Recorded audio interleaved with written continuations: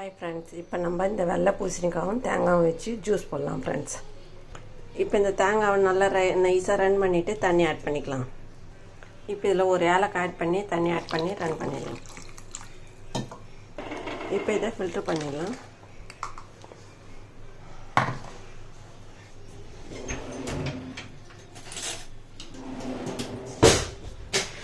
இதை நல்லா ஃபில்ட்ரு பண்ணிவிடுங்க.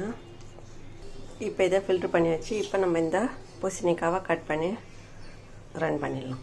இப்போ இதில் இந்த பூசணிக்காயை இஞ்சி ஆட் பண்ணி ஒரு பிஞ்ச் மஞ்சள் தூள் ஆட் பண்ணிக்கலாம். இப்போ இதை ரன் பண்ணிட்டு தண்ணி ஊற்றி ரன் பண்ணிடலாம். இப்போ இது ரன் ஆகிடுச்சு. இதை ஃபில்ட்ரு பண்ணிடலாம்.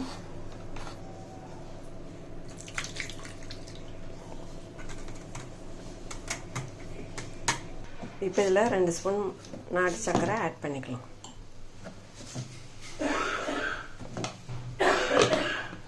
தேன் ஆட் பண்ணிக்கலாம்.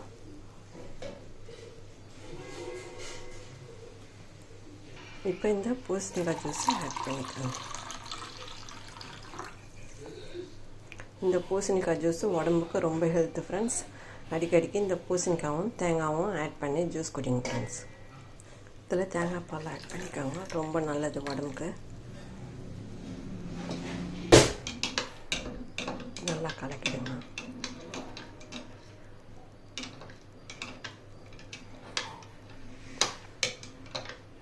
ரொம்ப ஹெல்த்து ஃப்ரெண்ட்ஸ். இந்த ஜூஸை செஞ்சு குடிங்க ஃப்ரெண்ட்ஸ்.